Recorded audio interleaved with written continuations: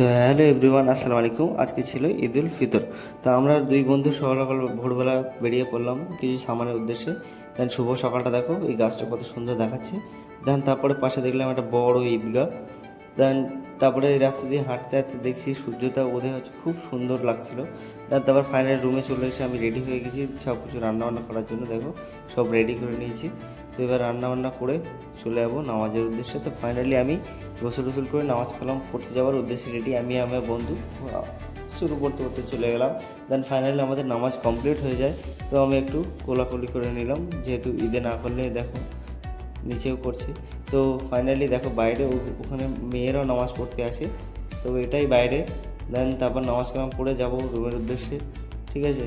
তো রুমে যেতে যেতে দেখলাম বড় একটা ডাব গাছে, ভাই প্রচণ্ড ডাব, এই গাছটা দেখো প্রচণ্ড ডাব হয়েছে। দেন ফাইনালি আমি রুমে চলে আসলাম। তো আজকের ব্লগটা এখানেই এন্ড করলাম। তো খুদা হাফেজ, আসসালামু আলাইকুম। ভিডিওটি ভালো লেগে থাকলে লাইক কমেন্ট সাবস্ক্রাইব। তো সবাইকে ঈদ মোবারক, আসসালামু আলাইকুম।